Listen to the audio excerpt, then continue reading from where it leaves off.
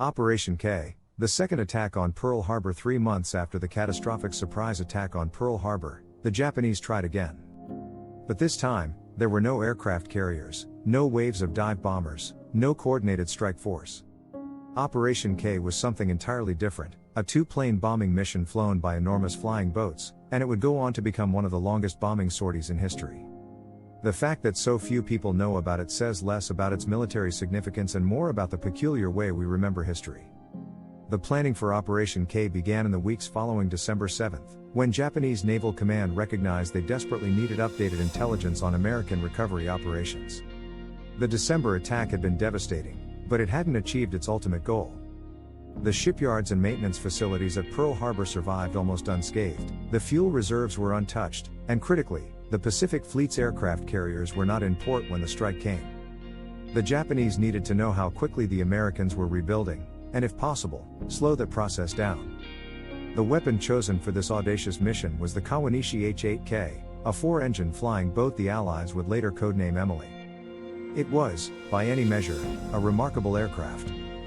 With a range of over 4,400 miles and a defensive armament of 5 20mm cannons and 4 machine guns, it was nicknamed the Flying Porcupine for good reason. The H-8K could carry 4 550-pound bombs and was surprisingly maneuverable for its size. It was the perfect platform for a long-range strike against Hawaii. The logistics of Operation K were ambitious to the point of absurdity. Initial plans called for 5 H-8Ks, but only 2 were available. These 2 aircraft would fly from Wucha Atoll in the Marshall Islands to the French frigate Shoals, a remote atoll in the northwestern Hawaiian Islands, nearly 2,000 miles away. Waiting for them in the lagoon would be 3 Japanese submarines, the I-15, I-19, and I-26, which had been stripped of their float planes and packed with drums of aviation fuel. After refueling, the flying boats would make the final 560-mile leg to Oahu, bomb the 1010 dock at Pearl Harbor, and return to the Marshall Islands. The entire mission would last nearly 36 hours and cover more than 4,700 miles. The submarine I-23 was assigned to position itself 10 miles off the coast of Oahu as a weather spotter and, if necessary, a rescue vessel. It was lost at sea sometime after February 14 and never heard from again. By early March, the 2 H-8Ks were ready. Lieutenant Hisao Hashizume commanded the lead aircraft, with Ensign Shosuke Sail flying the second. The original attack date of March 1 was delayed due to an American code change that cut off the Japanese weather information and a fruitless search for the USS Lexington that pulled assets away from the mission. On the evening of March 3, the 2 flying boats touched down at French frigate Shoals, refueled from the waiting submarines, and lifted off for Oahu. American radar on Kauai picked up the incoming aircraft at 12:14 a.m. on March 4, at a range of 240 miles. Unlike the morning of December 7, this time the response was immediate and efficient.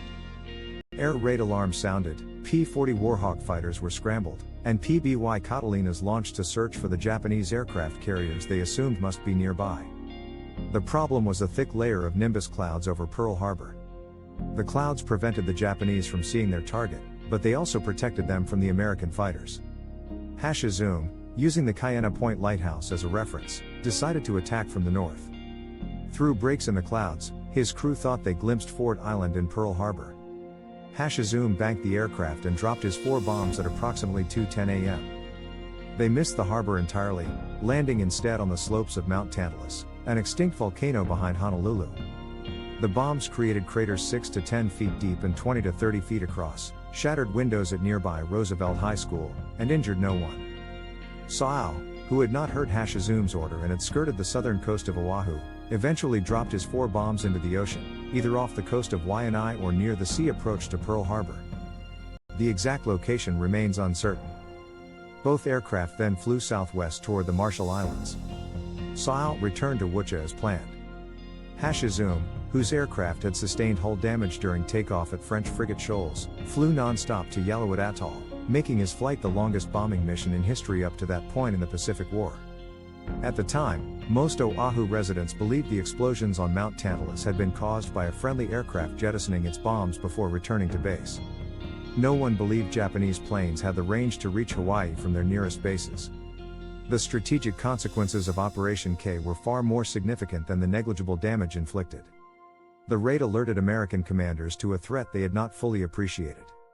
Admiral Nimitz, seeking an explanation for how the Japanese had managed to drop bombs on Oahu, listened as his intelligence officer, Edwin Layton, suggested the Japanese had refueled at French frigate shoals. Nimitz ordered a destroyer converted to a seaplane tender to station itself at the atoll. By May 1942, when the Japanese planned to repeat the reconnaissance mission to determine American carrier positions ahead of the Battle of Midway, they found the French frigate shoals occupied. The reconnaissance never happened. Admiral Yamamoto was deprived of critical intelligence that might have warned him American carriers were lying in wait at Midway. Operation K is a reminder that warfare is not a series of set-piece battles but a chain of consequences, each action generating reactions that ripple forward in unpredictable ways. A failed bombing raid that caused no casualties and no real damage ended up denying Japan the intelligence it desperately needed at the most critical moment of the Pacific War. The Japanese flew nearly 5,000 miles to shatter windows and create craters in the hills. And in doing so, they helped set the stage for their own defeat. Subscribe to War Machiner and share this if you value history that goes deeper.